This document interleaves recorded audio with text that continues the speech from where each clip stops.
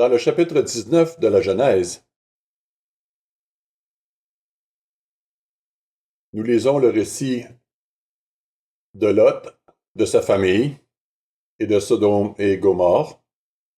Au chapitre 19, verset 15, nous lisons « Dès l'aube du jour, les anges insistèrent auprès de Lot en disant « Lève-toi, prends ta femme et tes 2 filles qui se trouvent ici, de peur que tu ne périsses dans la ruine de la ville. » Et comme il tardait, les hommes le saisirent par la main, lui, sa femme et ses 2 filles, car l'Éternel voulait l'épargner.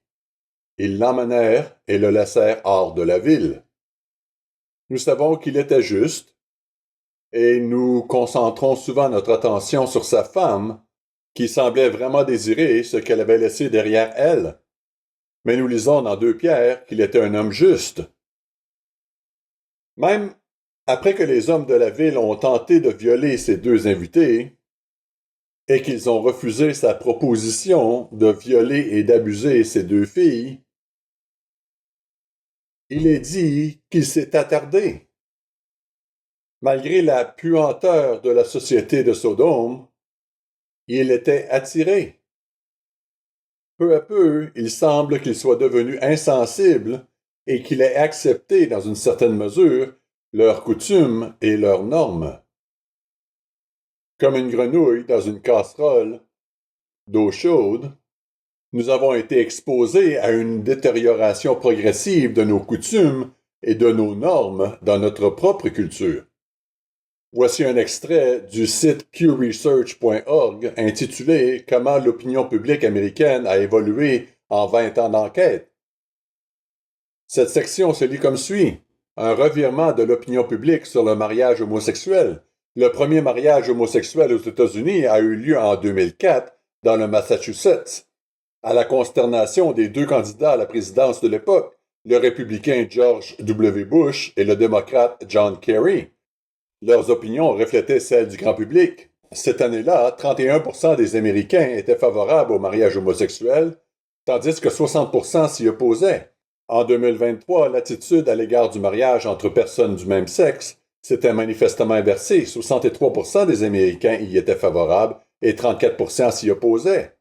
Depuis le premier mariage entre personnes de même sexe ont été légalement reconnus aux Pays-Bas en 2001, de nombreux pays ont suivi une voie similaire à celle des États-Unis.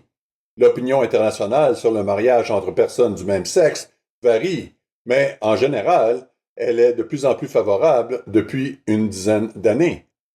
Le mariage homosexuel est actuellement légal dans plus de 30 pays, principalement en Europe et en Amérique.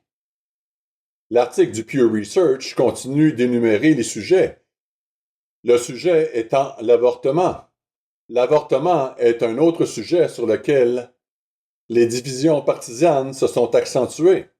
En 2007, 63% des démocrates estimaient que l'avortement devait être légal dans tout ou la plupart des cas.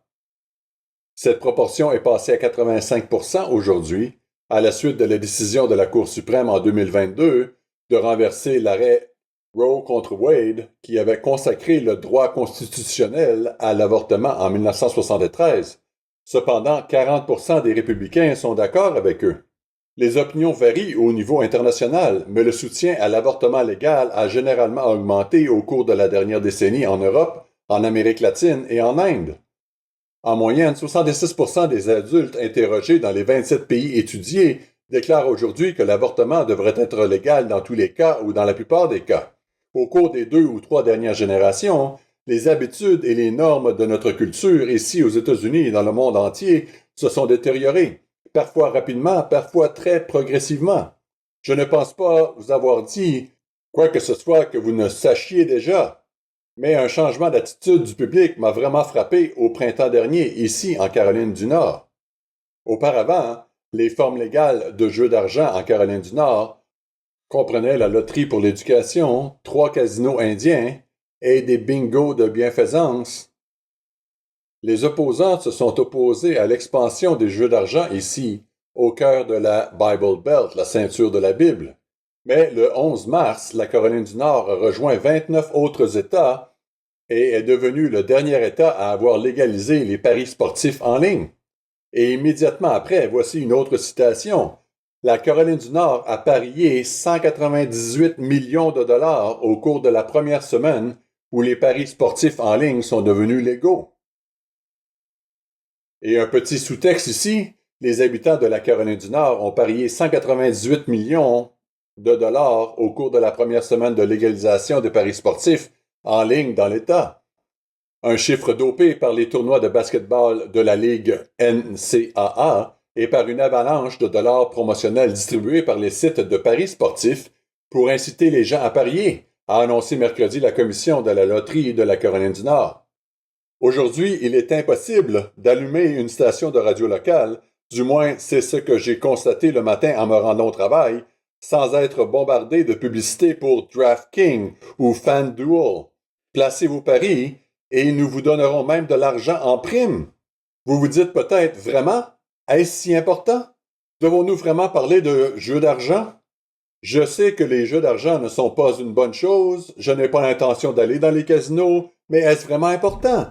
Et quel est l'impact réel sur moi? J'aimerais prendre quelques instants cet après-midi pour vous montrer que, oui, c'est un problème important. Ce n'est pas un crime sans victime et il vous affecte. Commençons donc par cela. Qu'y a-t-il de mal, en principe, dans les jeux d'argent? Quel est le problème? D'ailleurs, le titre du sermon est « Jeux d'argent ». Jeux d'argent.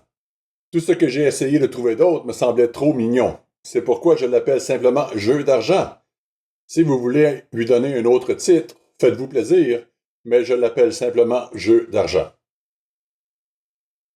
Alors, quel est le problème?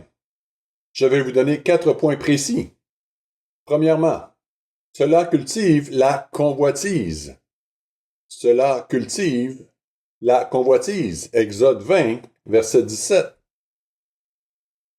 Exode 20, verset 17. Nous lisons le verset 17. Tu ne convoiteras point la maison de ton prochain, tu ne convoiteras point la femme de ton prochain, ni son serviteur, ni sa servante, ni son bœuf, ni son âne, ni aucune chose qui appartienne à ton prochain. Quel est le lien entre les jeux d'argent et le 10e commandement contre la convoitise? Dans Exode 20, verset 17, le mot « convoiter » vient du mot hébreu « shamad ».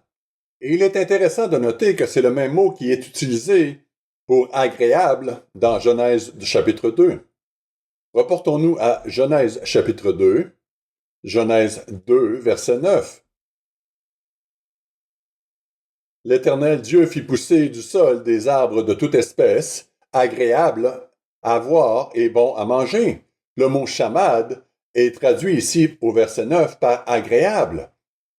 Mais il est aussi traduit par quelque chose de désirable. Nous allons maintenant de l'autre côté de la page au chapitre 3 de la Genèse, au verset 6. Genèse 3, verset 6, dans Osterval, nous lisons « Et la femme vit que le fruit de l'arbre était bon à manger, qu'il était agréable à la vue. » Ce n'est pas shamad ici, c'est un mot très différent. Et que l'arbre était désirable, shamad, pour devenir intelligent. Et elle prit de son fruit et en mangea, et en donna aussi à son mari auprès d'elle, et il en mangea. Ainsi, convoiter signifie désirer quelque chose d'agréable. Mais cela implique un mauvais type de désir, comme la cupidité. N'oubliez pas que lorsque vous jouez, vous convoitez l'argent de votre voisin. Vous ne gagnez pas cet argent. Vous n'offrez pas de biens ou de services en échange de cet argent. Vous voulez cet argent sans rien offrir en retour. C'est la définition classique de la convoitise. Éphésiens chapitre 5. Que lisons-nous à ce sujet dans le Nouveau Testament? Éphésiens 5, verset 5. Éphésiens 5, verset 5, nous lisons « Car, sachez-le bien, aucun débauché ou impur ou cupide, convoité en anglais, c'est-à-dire idolâtre, n'a d'héritage dans le royaume de Christ et de Dieu. » Nous voyons que la cupidité, la convoitise, est ici associée à l'idolâtrie. Colossiens chapitre 3. Colossiens 3, verset 1. Et le verset 1. Si donc vous êtes ressuscités avec Christ, cherchez les choses d'en haut, où Christ est assis à la droite de Dieu. Attachez-vous aux choses d'en haut et non à celles qui sont sur la terre, car vous êtes morts, et votre vie est cachée avec Christ en Dieu. Quand Christ, votre vie, paraîtra, alors vous paraîtrez aussi avec lui dans la gloire. Faites donc mourir ce qui, dans vos membres, est terrestre, la débauche, l'impureté, les passions, les mauvais désirs, la cupidité, la convoitise en anglais, qui est une idolâtrie. Paul dit donc que la convoitise est une idolâtrie. Pourquoi cela? Parce que c'est un désir qui est plus fort que notre désir d'aimer Dieu et de le placer en premier dans notre vie. Cela nous amène au problème suivant des jeux d'argent. Deuxièmement, cela nuit à l'amour du prochain. Cela nuit à l'amour du prochain. Comprenez bien ceci. Lorsqu'une personne gagne de l'argent, c'est parce que d'autres personnes ont perdu de l'argent. Si nous espérons gagner, cela signifie que nous espérons que d'autres perdront. Il ne s'agit pas seulement de gagner la course ou le prix. Ils perdent leur argent pour que nous puissions gagner notre argent. Ou plutôt, nous puissions gagner leur argent. Vous allez peut-être dire, attendez une seconde. Toucher le jackpot, jouer aux machines à sous dans un casino, c'est battre la maison, n'est-ce pas? Ou si vous gagnez un pari sportif, cela ne signifie-t-il pas que vous avez battu la maison? N'est-ce pas de quoi il s'agit? D'où vient l'argent? Eh bien, elle vient de toutes les personnes qui ont versé de l'argent dans le système, en prenant de l'argent de leur famille, de leurs ressources, dans l'espoir de devenir riches. Le jeu n'est jamais gagnant-gagnant. C'est je gagne, vous perdez, vous perdez, vous perdez, perdez, perdez, perdez. La semaine dernière, j'ai fait une très bonne affaire. Je veux dire une véritable aubaine. J'ai pu acheter un réfrigérateur à quelqu'un qui n'était pas très loin du bureau, entre le bureau et les dortoirs des garçons et des filles pour l'éducation vivante. Je ne vous dirai pas combien je l'ai payé, parce que c'était tellement peu que je serais gêné et que vous puissiez penser que je l'ai volé. Mais ce qui est intéressant, c'est que l'homme à qui je l'ai acheté est un pasteur. Il était pasteur à la retraite de l'église Faith, Hope and Life Church, en bas de la rue, au coin de la rue, quand vous descendez Idlewood. Nous avons parlé de choses et d'autres, des activités auxquelles il participait, il me demandait ce que je faisais, et nous avons eu une conversation agréable. Nous l'avons portée ensemble. Soit dit en passant, c'est à peu près à ce moment-là que la pluie battante a commencé. Je pense que c'était jeudi soir. Alors nous étions trempés jusqu'aux os en transportant ce gros réfrigérateur jusque dans ma fourgonnette. J'ai fait une bonne affaire. Mais vous savez quoi? Il a gagné aussi, parce qu'il voulait le sortir de chez lui. Je pense qu'il me l'aurait donné si je l'avais demandé, parce qu'il avait besoin de faire de la place pour un autre réfrigérateur. C'était gagnant-gagnant. C'était gagnant-gagnant. Les jeux d'argent ne sont pas comme ça. Ça ne marche pas comme cela. C'est je gagne et vous perdez, perdez, perdez, perdez, perdez, perdez, perdez, et tout le monde perd. C'est contraire au grand commandement de Dieu d'aimer son prochain. Romains chapitre 13. Romains 13, verset 8. Romains 13, verset 8. Nous lisons ici, verset 8.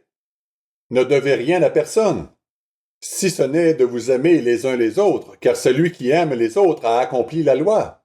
Cette insistance sur l'importance de se préoccuper de ce qui arrive aux autres est présente dans toute la Bible, mais nous lisons ici quelques éléments spécifiques.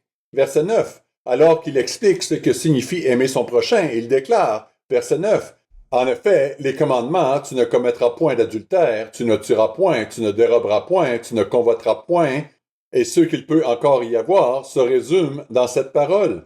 Tu aimeras ton prochain comme toi-même. L'amour ne fait point de mal au prochain. L'amour est donc l'accomplissement de la loi. L'amour ne fait pas de mal à son prochain. Comment cela s'accorde-t-il avec toute l'industrie des jeux d'argent? Romains 12, verset 15. Romains 12, verset 15. Réjouissez-vous avec ceux qui se réjouissent, pleurez avec ceux qui pleurent. Dieu veut que nous ayons de l'empathie pour les autres. Dans les jeux d'argent, vous n'avez envie de vous réjouir que lorsque d'autres personnes ont envie de pleurer. Et vice-versa. Si vous dépensez votre dernier dollar pour un billet de loterie, ou si vous pariez de l'argent qui aurait pu être utilisé pour faire des courses ou pour toute autre chose productive et qu'il a servi à cette entreprise, vous ne vous en sentez pas bien. Philippiens chapitre 2, verset 4. Philippiens chapitre 2, verset 4. Que chacun de vous, au lieu de considérer ses propres intérêts, considère aussi ceux des autres. Il n'y a pas d'écriture, j'en conviens, qui dise « Tu ne joueras pas à la machine à sous ». Il s'agit d'appliquer les principes de la Bible, la pensée de Dieu ici. Quel est le rapport entre la définition biblique de l'amour et les jeux d'argent? J'ai cité quelques passages bibliques. Nous pouvons également nous référer à 1 Jean chapitre 3, verset 16.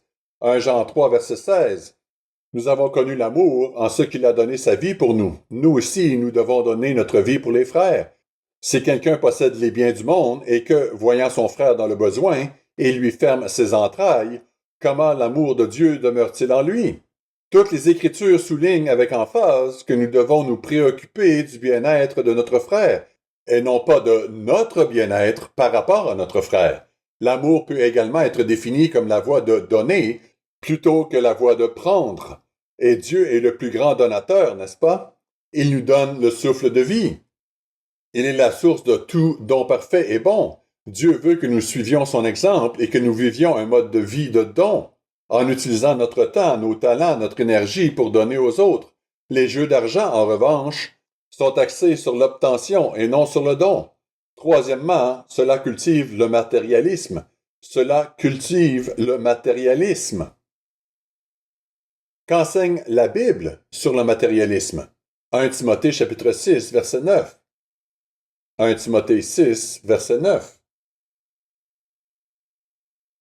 Mais ceux qui veulent s'enrichir tombent dans la tentation, dans le piège, et dans beaucoup de désirs insensés et pernicieux qui plongent les hommes dans la ruine et la perdition, car l'amour de l'argent est une racine de tous les maux, et quelques-uns, en étant possédés, se sont égarés loin de la foi et se sont jetés eux-mêmes dans bien des tourments.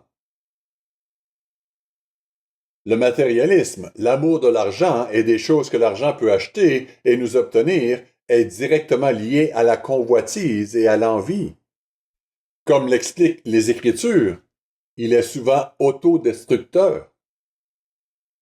Quelqu'un est matérialiste lorsque l'argent et les choses physiques deviennent plus importants que les relations avec nos frères et les valeurs spirituelles.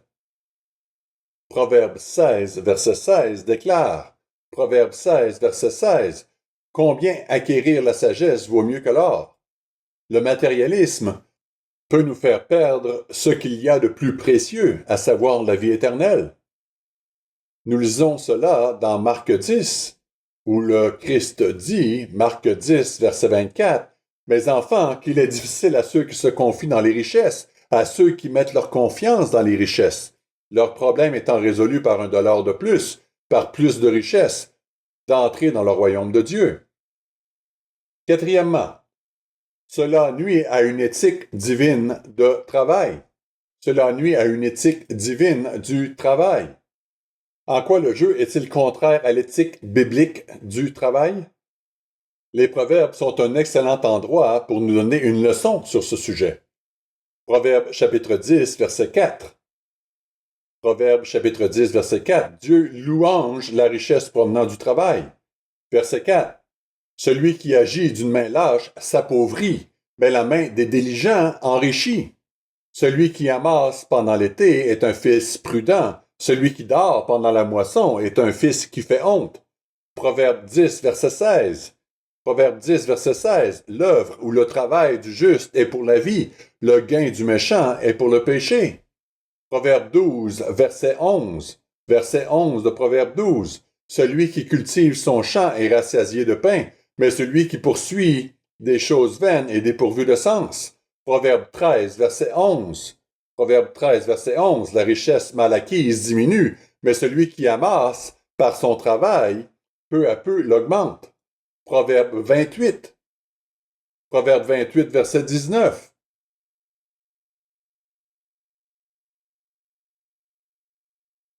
Celui qui cultive son champ est rassasié de pain, mais celui qui poursuit des choses vaines et rassasié de pauvreté. Il y a une valeur dans le caractère édifié par le travail. C'est l'antithèse d'une mentalité d'enrichissement rapide. Proverbe 21. Revenons quelques pages en arrière. Proverbe 21, verset 5. Verset 5. Les projets de l'homme diligent ne mènent qu'à l'abondance, mais celui qui agit avec précipitation n'arrive qu'à la disette. The New Living Translation dit une bonne planification et un travail acharné mènent à la prospérité, mais les raccourcis hâtifs mènent à la pauvreté. C'est une formulation intéressante. Proverbe 28, revenons à Proverbe 28 et le verset 20. Le verset 20 de Proverbe 28. Un homme fidèle est comblé de bénédictions, mais celui qui a hâte de s'enrichir ne reste pas impuni. Là encore, la New Living Translation paraphrase ce verset d'une manière intéressante. La personne digne de confiance recevra une riche récompense, mais celle qui veut s'enrichir rapidement aura des ennuis. Puis, Proverbe 28, verset 22. Verset 22 de Proverbe 28, un homme envieux a hâte de s'enrichir, et il ne sait pas que la disette viendra sur lui. La New Living Translation dit une personne cupide essaie de s'enrichir rapidement, mais cela ne mène qu'à la pauvreté, et souvent l'argent obtenu rapidement disparaît rapidement. Vous connaissez bien Proverbe 23, verset 5. Proverbe 23, verset 5. Veux-tu poursuivre du regard ce qui va disparaître? Car la richesse se fait des ailes, et comme l'aigle, elle prend son vol vers les cieux. Nous devrions donc passer notre temps à apprendre, à travailler, à construire et à servir les autres. En fait, au lieu de travailler dur, les jeux d'argent encouragent la corruption. J'ai un article ici intitulé « Pour les États, les jeux d'argent dans les casinos peuvent être un mauvais pari » qui provient de Pew Research. Les thèmes principaux de ce document, qui est assez long, sont centrés sur les conclusions des économistes Douglas Walker et Peter Calgagno, qui ont constaté que les condamnations pour corruption publique ont augmenté dans les États après la légalisation des jeux de casino.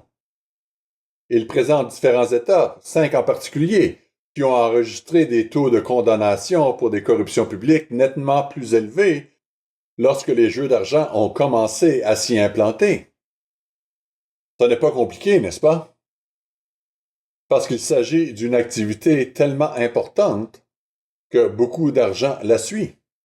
Le document souligne que des États comme le Mississippi, la Louisiane, l'Illinois et le Dakota du Sud, qui ont légalisé les casinos, affichent les taux les plus élevés de condamnation pour corruption publique, tandis que les États qui n'ont pas légalisé les casinos affichent les taux les plus bas.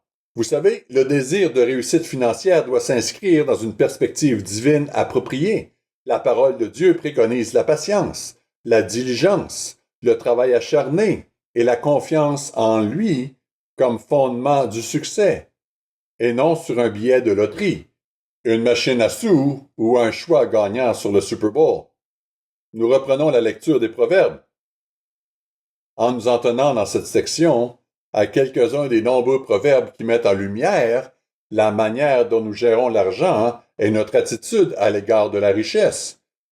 Proverbe 10, verset 22. Proverbe 10, verset 22. C'est la bénédiction de l'Éternel qui enrichit, et il ne la fait suivre d'aucun chagrin.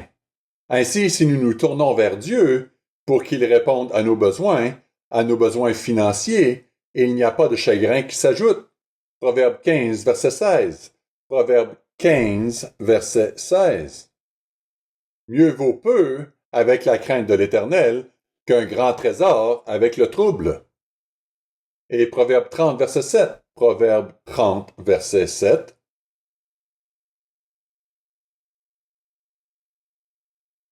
Proverbe 30, verset 7. Je te demande 2 choses. Ne me les refuse pas avant que je meure. Éloigne de moi la fausseté et la parole mensongère. Ne me donne ni pauvreté ni richesse, accorde-moi le pain qui m'est nécessaire, de peur que, dans l'abondance, je ne te renie et ne dise qui est l'Éternel, ou que, dans la pauvreté, je ne dérobe et ne m'attaque au nom de mon Dieu.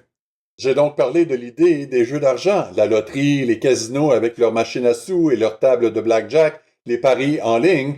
Tout cela est en contradiction totale avec la pensée de Dieu.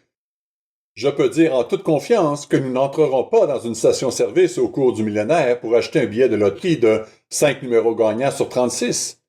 Alors que nous réfléchissons à ces jours représentant le millénium, je crois pouvoir dire sans détour qu'il n'y aura pas de casino situé juste à l'extérieur des limites de la ville de Jérusalem. Et je pense pouvoir dire avec certitude que nous n'irons pas sur Internet pour parier sur une équipe sportive lors du Super Bowl au cours du millénium. Pourtant, vous pourriez encore peut-être dire, d'accord, mais quel est le problème? Cela ne me concerne pas. Permettez-moi de vous répéter que l'ambivalence à l'égard du concept du jeu et franchement son acceptation pure et simple a explosé au cours des dernières années. Voici un autre article consacré aux paris sportifs. Il s'intitule « Près de 37 millions d'Américains devraient parier sur le sport en ligne d'ici 2025 ». L'article poursuit en indiquant que 29 États ont légalisé les jeux d'argent en ligne depuis que la décision de la Cour suprême a permis aux sites de jeux d'argent d'étendre cette pratique au-delà du Nevada en 2018. De nouvelles données montrent le nombre de personnes qui placent des paris en ligne. Une étude menée cette année par Insider Intelligence a révélé que 29,2 millions d'adultes aux États-Unis, soit 11% de la population adulte, devraient parier par l'intermédiaire d'un site de paris sportifs en ligne cette année, soit une hausse de 18% par rapport à l'année dernière. La participation devrait augmenter dans les années à venir, avec près de 37 millions d'Américains, soit 14% de la population adulte américaine, qui devraient parier en ligne d'ici 2025. Cette tendance s'explique par l'accès accru au numérique et l'acceptation potentielle de la société. Il y a une dizaine d'années à peine, les paris étaient quelque peu tabous et souvent effectués en catimini. L'année dernière, 93,2 milliards de dollars ont été légalement pariés sur le sport aux États-Unis, selon l'American Gaming Association. La publicité a également joué un rôle majeur dans la visibilité des jeux d'argent sportifs en ligne. La société de conseil BIA, Advisory Service, estimant que l'industrie du jeu d'argent dépensera 1,8 milliard de dollars en publicité cette année. Les efforts publicitaires ne se limitent pas à la diffusion d'annonces. DraftKings, l'un des plus grands acteurs dans le secteur, a investi au moins 50 millions de dollars pour être le principal commanditaire de The Ben L'Avatar Show with Stu Gert, l'un des balados sportifs les plus populaires au monde. De son côté, Penn Entertainment a récemment signé un accord de 2 milliards de dollars pour rebaptiser son pari sportif ESPN Bet par une application mobile, un site web et des points de vente à l'horizon. Notre premier objectif est toujours de servir les adeptes de sport, et nous savons qu'ils veulent à la fois du contenu sur les paris et la possibilité de placer des paris avec moins de friction à partir de nos produits, a déclaré Jimmy Pitaro, président d'ESPN, lors d'une annonce faite ce mois-ci. Notre stratégie est simple, donner aux adeptes ce qu'ils demandent et attendent. C'est une affaire de gros sous. À l'heure où la dette s'envole, ce sont des milliards qui sont ainsi dépensés. Voici un autre article qui met en évidence le fait que les jeux d'argent sont une activité économique importante aux États-Unis. Ces données proviennent de Statista.com. Que ce soit à Las Vegas ou à Atlantic City, les États-Unis abritent certains des établissements de jeux les plus réputés au monde. En conséquence, bien que les lois et la réglementation relative aux jeux d'argent varient d'un État à l'autre, les jeux d'argent font indéniablement partie de l'iconographie culturelle des États-Unis. L'industrie du jeu est également un rouage important de l'économie américaine, avec un revenu brut commercial national atteignant 66,65 milliards de dollars américains en 2023. La majorité de ces revenus est générée par les machines à sous et les tables de jeu des casinos qui représentent environ les 3/4 du revenu brut des jeux total en 2023. Cette année-là, les recettes brutes du Nevada ont dépassé celles de tous les autres États américains, s'élevant à plus de 15 milliards de dollars. À titre de comparaison, la Pennsylvanie a généré le deuxième montant le plus élevé du revenu brut des jeux, avec 5,86 milliards de dollars. C'est une grosse industrie et c'est un gros problème. Parce que les jeux d'argent cultivent la convoitise. Peut-être cela ne vous affecte pas, mais une nation qui cultive la convoitise, c'est un problème. Elle sape l'amour du prochain, elle cultive le matérialisme et nuit à une solide éthique de travail. S'agit-il de problèmes moraux pour le tissu social de notre culture, de l'atmosphère et de l'environnement de notre nation? Mais il y a un élément supplémentaire qui rend cela particulièrement sinistre, et c'est la façon dont notre corps fonctionne. Dieu a créé en nous la capacité d'éprouver de l'excitation et un sentiment de bien-être et de plaisir en naviguant dans cette excitation et dans la nouveauté qui se produit dans nos vies lorsque nous faisons des choses différentes.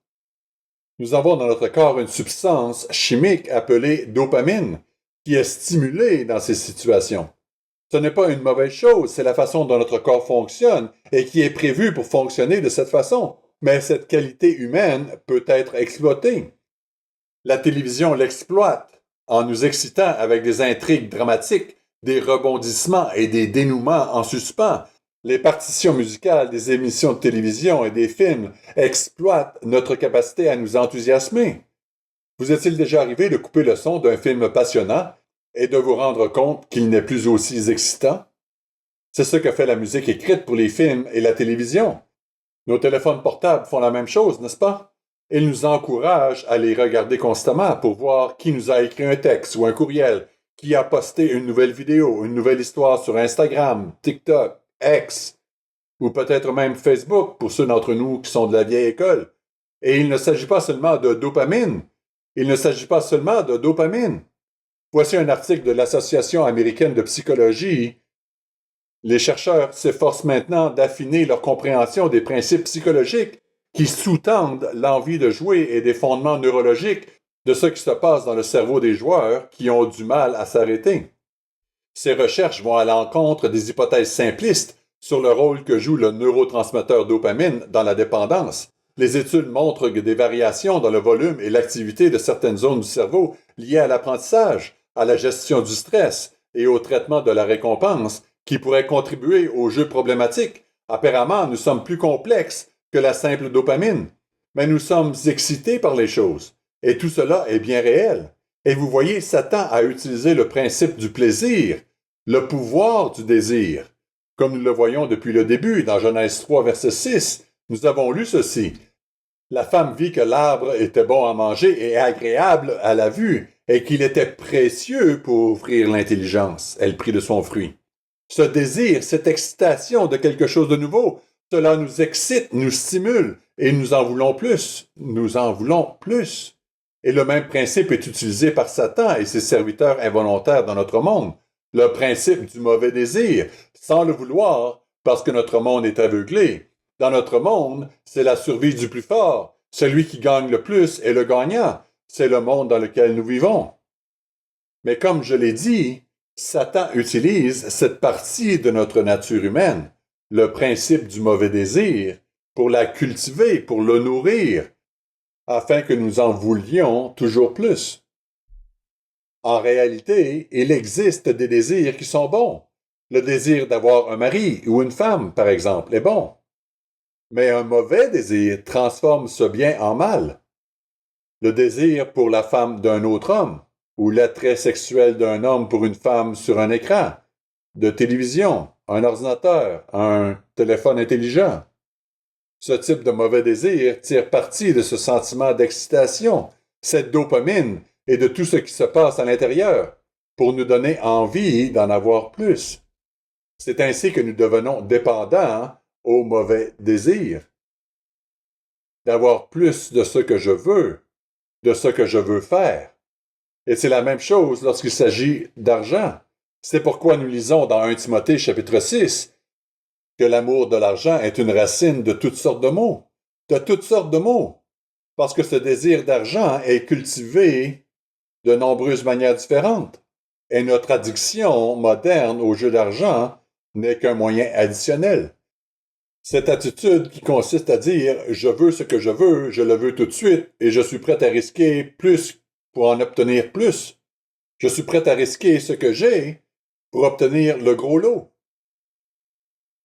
J'utilise le mot addiction parce que le péché rend accro. Reportons-nous à 2 Pierre chapitre 2. 2 Pierre 2, verset 17.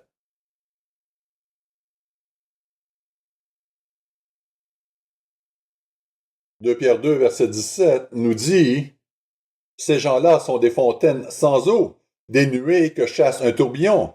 L'obscurité des ténèbres leur est réservée. » Verset 18. Avec des discours enflés de vanité, ils amorcent par les convoitises de la chair. C'est une technique pour gagner de l'influence, du pouvoir, du contrôle.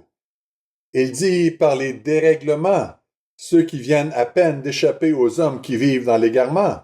Ils leur promettent la liberté quand ils sont eux-mêmes esclaves de la corruption. La corruption rend esclave, car chacun est esclave de ce qui a triomphé de lui. Qu'il s'agisse des médias sociaux où les maîtres des leviers derrière les écrans contrôlent des millions de personnes qui sont capables d'influencer, de faire bouger l'opinion, de susciter l'intérêt, d'attirer l'attention par ce qui est fait. Et il en va de même pour l'ensemble de l'industrie des jeux d'argent. Il s'agit d'une activité destinée à générer de grosses sommes d'argent. Et c'est ce qu'elle fait, parce qu'elle cultive notre nature humaine d'une manière erronée. Verset 20. En effet, si après s'être retirés des souillures du monde, par la connaissance du Seigneur et Sauveur Jésus-Christ, ils s'y engagent de nouveau et sont vaincus, leur dernière condition est pire que la première. Nous décrivons donc le processus par lequel le péché, la corruption, cultive la victime, qui devient de plus en plus dépendante. D'une certaine manière, c'est vraiment similaire à une dépendance à la drogue. La dépendance commence à contrôler. Et vous savez, la normalisation de l'utilisation de l'ordinateur, des téléphones cellulaires, cela a créé un pont, certainement vers la pornographie, mais aussi vers les jeux de hasard. Voici une citation de McCreary Center Society. Et je cite, « Selon des recherches récentes, les personnes dans la vingtaine sont le groupe dont la progression est la plus rapide pour l'utilisation des jeux d'argent. De plus, de nombreux enfants commencent à jouer de plus en plus tôt. Près de 2 tiers des adolescents âgés de 12 à 18 ans ont déclaré avoir joué à des jeux d'argent ou à des jeux similaires au cours de l'année précédente, selon une enquête canadienne réalisée en 2018 auprès de 38 000 jeunes et financée par le gouvernement de la Colombie-Britannique. Commencer jeune comporte un fardeau relativement élevé de détresse psychologique et de chances accrues de développer des problèmes. Je pourrais prendre plus de temps pour établir certains liens entre les jeux en général et la propension à devenir dépendant de l'écran et la façon dont le niveau suivant devient les jeux d'argent en ligne. Mais je pense que je ne le ferai pas aujourd'hui.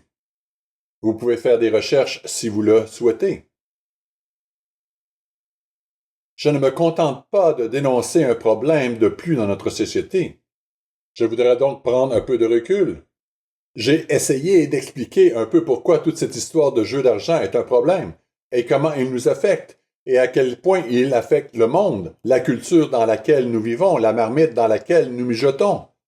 C'est le cas, il nous entoure tous, et il peut nous engourdir, franchement, face à la réalité de la culture dans laquelle nous vivons, parce que nous ne nous sentons pas personnellement touchés par elle. Mais si tout le monde autour de nous est touché par quelque chose, est infecté par quelque chose, pouvez-vous dire que vous n'êtes pas touché par cela? Lot pouvait-il dire cela? Ou y a-t-il un processus par lequel nous commençons à vivre confortablement ou au moins à accepter comme normal certaines choses, y compris toute cette industrie du jeu et ce qu'elle fait? Je tiens donc à préciser que je ne me contente pas de dénoncer un problème de plus en plus présent dans notre société. Je lance un avertissement. Si nous voulons adopter l'Esprit de Dieu en suivant les principes qu'il nous a donnés pour nous guider, nous devons affûter notre sensibilité. Il faut que notre conscience soit piquée par les différentes façons dont Satan et la société émoussent nos sens, tout comme l'ancien Lot. Cela m'amène à une question évidente. Si vous ou quelqu'un de votre entourage est accro aux paris sportifs en ligne, aux jeux d'argent en ligne ou à la pornographie, que faites-vous? Et que dites-vous? Que dites-vous? Passons en revue quelques passages bibliques importants. Reportons-nous à Jean chapitre 16. Vous voyez, ce n'est pas seulement une question d'adaptation. Il ne s'agit pas de se dire « Oh, il n'y a rien à faire ». Il s'agit d'un défi auquel vous êtes confronté ou auquel quelqu'un que vous connaissez est confronté. Ce n'est pas le genre de vie que nous menons. Notre vie est une bataille contre le péché. Notre vie est une bataille pour nous désengager de ces enchevêtrements du monde qui nous entoure. Et nous avons la capacité de le faire. Nous avons les outils pour le faire. Jean chapitre 16, et nous lisons au verset 22. Vous donc aussi, vous êtes maintenant dans la tristesse, mais je vous reverrai, et votre cœur se réjouira, et nul ne vous ravira votre joie. En ce jour-là, vous ne m'interrogerez plus sur rien. En vérité, je vous le dis, ce que vous demanderez au Père, il vous le donnera en mon nom. Jusqu'à présent, vous n'avez rien demandé en mon nom. Demandez et vous recevrez afin que votre joie soit parfaite. Nous devons demander à Dieu, nous devons, à genoux, supplier Dieu de nous aider à nous libérer de l'esclavage du péché. Philippiens chapitre 4. Et cela doit être quotidien, chaque jour est une bataille. Nous nous levons le matin et nous repartons en guerre. Nous tombons, nous luttons, mais le lendemain matin, nous nous réveillons et nous disons, Dieu, aide-moi aujourd'hui à être comme toi. Et nous reprenons la guerre. Philippiens 4, verset 10. Philippiens 4, verset 10. J'ai éprouvé une grande joie dans le Seigneur de ce que vous avez pu enfin renouveler l'expression de vos sentiments pour moi. Vous y pensiez bien, mais l'occasion vous manquait. Ce n'est pas en vue de mes besoins que je dis cela, car j'ai appris à être content de l'état où je me trouve. Je sais vivre dans l'humiliation, je sais vivre dans l'abondance.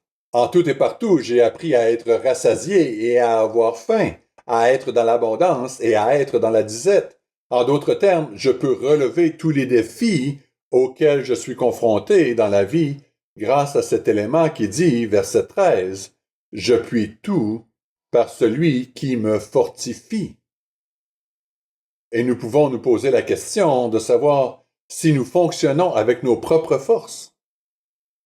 Parce que si c'est le cas, nous ne sommes pas à la hauteur des grandes entreprises d'aujourd'hui qui veulent s'emparer de nos dollars, de nos yeux, et qui veulent nous rendre dépendants d'une chose ou d'une autre dont nous n'avons pas besoin. Sans l'aide de Dieu, nous ne sommes pas à la hauteur. 2 Timothée chapitre 1. 2 Timothée 1, verset 6, est un passage familier qui devrait résonner à nos oreilles, qui devrait faire écho à nos oreilles. 2 Timothée 1, verset 6. C'est pourquoi je t'exhorte à ranimer la flamme du don de Dieu que tu as reçu.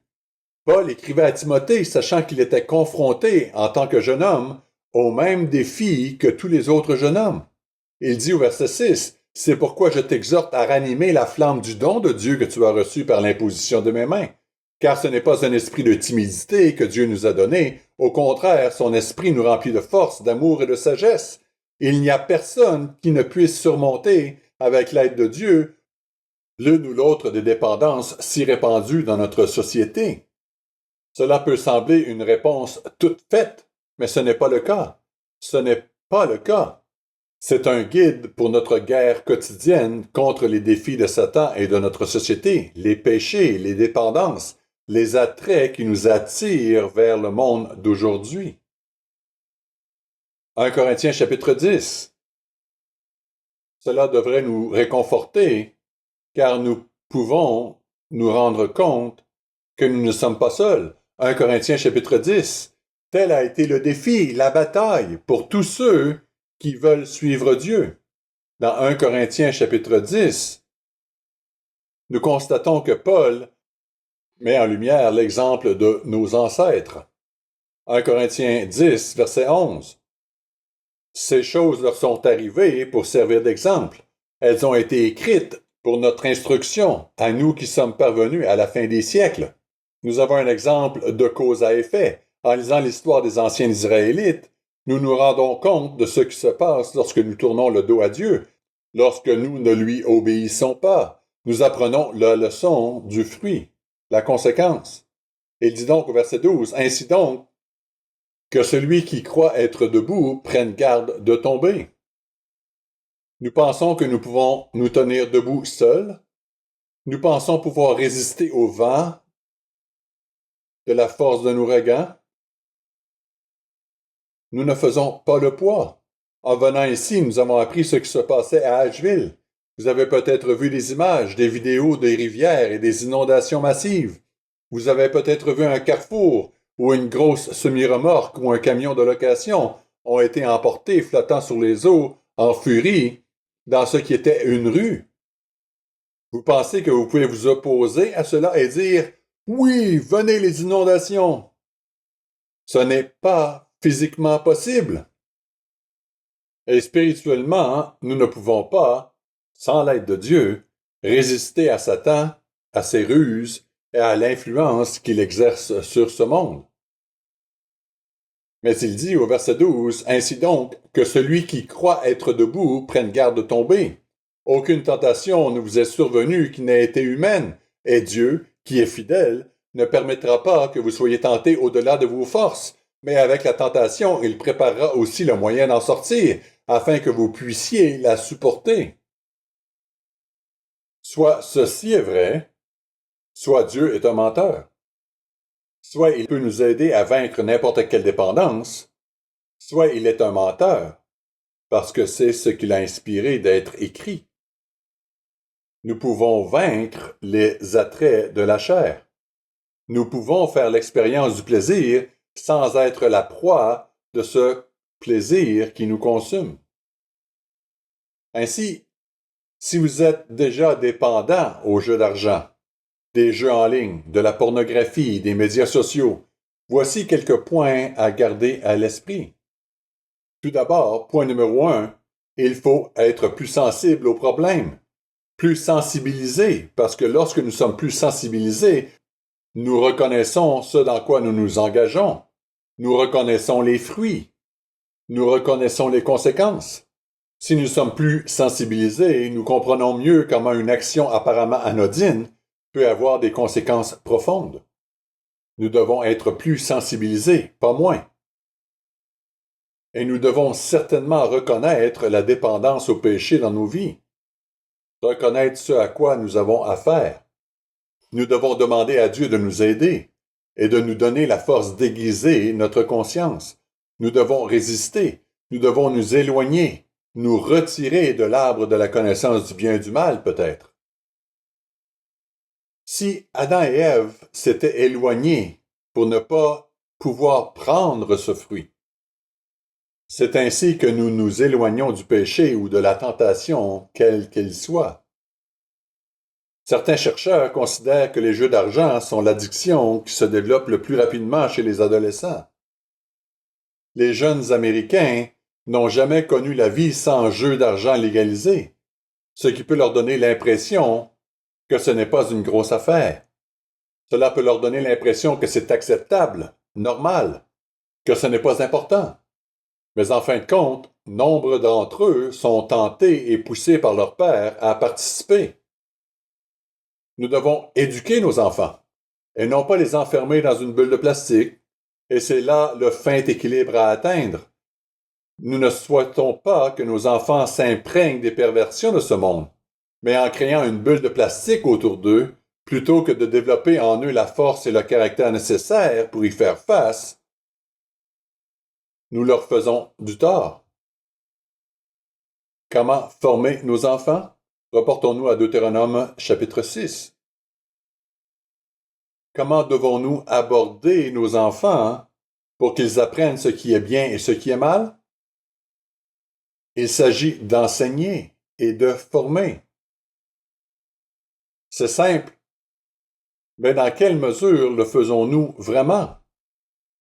Lorsque nous lisons ici la formation divine qui aide nos enfants à lutter contre toutes sortes de tentations et de défis, il s'agit en fait de deux étapes. D'abord, apprendre et leur enseigner l'obéissance. Car s'ils apprennent à vous obéir en tant que parents, ils acquièrent une discipline qu'ils peuvent ensuite appliquer eux-mêmes. Les enfants qui n'apprennent pas la discipline de leurs parents ne sont pas en mesure de l'acquérir par eux-mêmes, comme par magie. Il s'agit donc pour nous d'apprendre à nos enfants la bonne réponse à non. Et de nombreux parents n'apprennent pas à leurs enfants la bonne réponse au non. Ainsi, lorsqu'ils disent non, leurs enfants font tout sauf non. Mais nous rendons un très mauvais service à nos enfants si nous ne leur apprenons pas la réponse au non, qui est l'obéissance. Cela ne signifie pas que nous devons créer des automates, mais nous devons apprendre à nos enfants ce qu'est un non. Il y a des gens qui grandissent, il y a des adolescents qui ne savent pas comment répondre à un non. Quand vous dites non, ils disent, eh bien, vous ne comprenez pas. Ils disent, j'ai une excuse, j'ai une raison, je me sens comme ça. Je sais que tu dis non et je te comprends, je comprends ton opinion, je comprends ta position, mais je vais quand même faire ce que je veux. Il y a des adolescents et des jeunes, et peut-être aussi des adultes, comme nous, je suppose. Mais si nous n'apprenons pas à répondre au non de Dieu, comment pouvons-nous appliquer cette discipline à nous-mêmes? Quand nous commençons à comprendre la pensée de Dieu et que nous reconnaissons que nous devons éviter cela, même si Dieu ne dit pas spécifiquement non, je peux voir que son esprit est non à cela. Ensuite, nous nous imposons cette discipline. Nous lisons ici dans Deutéronome chapitre 6, verset 6. Deutéronome chapitre 6, verset 6. Et ces commandements que je te donne aujourd'hui seront dans ton cœur. Tu les inculqueras à tes enfants. Et tu en parleras quand tu seras dans ta maison, quand tu iras en voyage, quand tu te coucheras et quand tu te lèveras. En d'autres termes, il s'agit d'une formation. C'est la pratique. Et il dit au verset 8, « Tu les liras comme un signe sur tes mains, et ils seront comme des frontaux entre tes yeux. Tu les écriras sur les poteaux de ta maison et sur tes portes, pour qu'ils apprennent, pour qu'ils puissent faire face aux défis et aux tentations et prendre les bonnes décisions, au lieu d'avoir l'impression que nous devons toujours prendre cette décision à leur place. Non, les enfants peuvent apprendre à prendre de bonnes décisions, et ils devraient le faire si nous les éduquons comme il se doit. Faire de l'enseignement un élément de la vie quotidienne, il s'agit notamment de discuter des bons et des mauvais exemples tirés de l'actualité, des divertissements, des exemples personnels et de ce à quoi nous les voyons participer. Il faut savoir que nos enfants voient beaucoup plus de choses que la plupart des parents ne le pensent. Ils voient, ils vivent, ils sont en contact avec beaucoup plus de choses dont je parle aujourd'hui que la plupart des parents ne le pensent. Je vous le dis, nous faisons l'autruche si nous ne sommes pas conscients, si nous ne faisons pas l'effort total d'être conscients, de nous engager pleinement et de former nos enfants pour qu'ils puissent faire face à ce à quoi ils sont confrontés aujourd'hui. Je répète, entraînement. Cela ne signifie pas que nous les exposons d'une manière ridicule, mais en même temps, nous devons leur apprendre à détourner les yeux et quand ne pas cliquer sur un site. Nous devons leur apprendre à le faire. Nous lisons ici que nous devons leur enseigner la voie à suivre. Je parle de différentes actions que nous pouvons entreprendre. Et j'ai mentionné des actions concernant la manière dont nous devrions faire face à certaines de ces tentations. J'ai un peu parlé de la prochaine génération. Mais qu'en est-il de l'exemple que nous donnons à nos enfants? Sommes-nous obéissants à Dieu? Sommes-nous sensibles aux principes de Dieu? Ou essayons-nous de trouver un échappatoire, une exception? Comment agissons-nous? Quel genre d'exemple donnons-nous? Hébreux chapitre 12. Hébreux 12, verset 1. Hébreux 12, verset 1.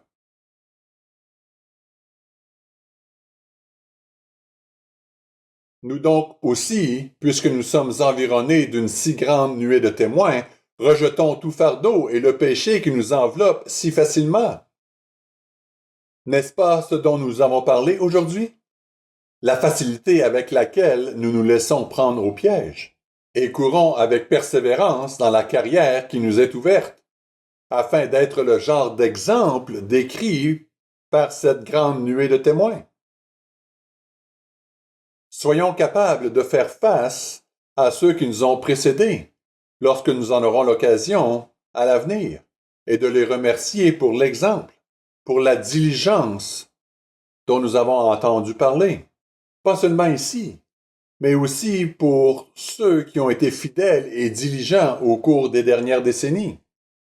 Vous savez, à l'approche de la fête, je pense que c'est un bon moment pour regarder autour de soi et remarquer les vieux routiers. Regardez ceux qui sont encore là. Regardez ceux qui, comme ceux qui meurent dans la foi, reconnaissent que c'est un accomplissement en or. Nous pouvons facilement l'oublier dans notre culture actuelle centrée sur la jeunesse. Mais nous devons nous rappeler que l'héritage que nous laissons est important pour ceux qui viennent après nous. Il est important pour nos enfants. C'est un sujet qui a été abordé au fil des ans. 3 articles me sont venus à l'esprit pendant que je réfléchissais à ceci. L'un est de M. O'Guinn, Légalisation des jeux, boom économique ou effondrement social. Cet article, en anglais seulement, a été écrit il y a environ 15 ans. Le jeu d'argent monte en flèche, que M. Josh Lyon a écrit il n'y a pas si longtemps. Mais c'était, je pense, avant qu'il ne déménage vers le nord. Puis, il y a une émission anglaise que M. Weston a faite, intitulée « You Bet Your Life », vous pariez votre vie. Mais je voudrais lire un extrait d'un texte encore plus ancien. Il a été écrit il y a 53 ans. Il s'agit d'une brochure intitulée « The Modern Romans », publiée il y a 53 ans. Elle faisait partie des publications de l'Église universelle de Dieu. En voici un extrait. Les héros sportifs passionnaient la population. Rome dotait ses héros sportifs professionnels d'une grande gloire. Les conducteurs de chars ont également connu la gloire, voire plus. Bien qu'ils furent d'origine modeste, principalement des esclaves affranchis, seulement après des succès répétés. Ils étaient sortis de leur humble condition par la renommée qu'ils s'acquéraient et la fortune qu'ils amassaient rapidement grâce aux cadeaux des magistrats, des empereurs et aux salaires exorbitants qu'ils percevaient pour rester sous les drapeaux. Et ceci est tiré d'un livre, Daily Life in Ancient Rome, la vie quotidienne dans la Rome antique. Puis il continue, la manie du jeu. Il s'agit de la Rome antique, mais ce texte a été écrit il y a 53 ans dans la brochure Les Romains modernes, que certains d'entre vous ont peut-être dans leur bibliothèque. Il y a aussi la question des paris sur les activités sportives. Les riches de Rome en ont profité, mais la dévotion passionnée que les conducteurs de chars inspiraient à tout un peuple était également alimentée par des sources plus viciées. Elle était liée à la passion du jeu. La victoire d'un conducteur enrichissait les uns et appauvrissait les autres. L'espoir de gagner de l'argent non gagné tenait la foule romaine sous son emprise d'une manière d'autant plus tyrannique que la plus grande partie d'entre elles était au chômage. Les riches risquaient une fortune, les pauvres leur dernier sou. Les piliers de notre société s'effritent. L'honneur, l'intégrité, le sens de la bonté s'érodent presque sous nos yeux, comme les eaux de crue qui descendent des montagnes. N'acceptons pas les manières et les normes de notre société qui s'enfoncent de plus en plus. Nous devons faire preuve de discernement, apprendre à discerner et aiguiser notre conscience avec précision. Hébreux 5, à partir du verset 12. Hébreux 5, à partir du verset 12. Vous, en effet, qui depuis longtemps devriez être des maîtres, vous avez encore besoin qu'on vous enseigne les principes élémentaires des oracles de Dieu. Vous êtes venus à avoir besoin de lait et non de nourriture solide. Or, quiconque en est au lait n'a pas l'expérience de la parole de justice, car il est un enfant. Nous désirons le contraire. Nous désirons être habiles, n'est-ce pas? Si nous voulons suivre cette instruction, il nous dit, mais la nourriture solide est pour les hommes faits, pour ceux dont le jugement est exercé par l'usage, ou il peut être traduit par l'habitude à discerner, ou par l'habitude de discerner ou de distinguer ce qui est bien et ce qui est mal.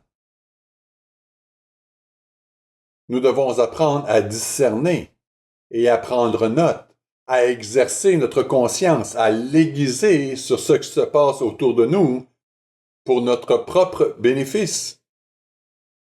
Ainsi, ne nous laissons pas entraîner sur les bords. Nous avons également des conseils et des instructions claires pour les autres que nous voyons glisser vers des zones problématiques, en particulier pour notre jeune génération qui subit cet assaut de toutes parts de ces valeurs renversées, inversées, et de ces versions déformées de la bonté dans tout ce qui nous tient à cœur. Nous devons être en mesure de les renforcer et de les encourager. Revenons à Genèse 19, verset 15. Genèse 19, verset 15.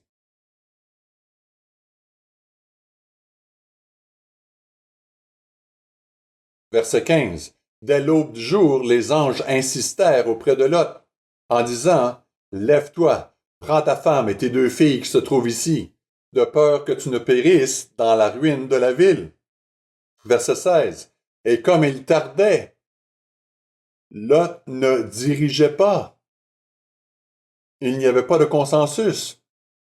Comme il tardait, les hommes, les anges, avec clémence, le saisirent par la main, lui, sa femme et ses 2 filles, car l'Éternel voulait l'épargner. Ils l'emmenèrent et le laissèrent hors de la ville.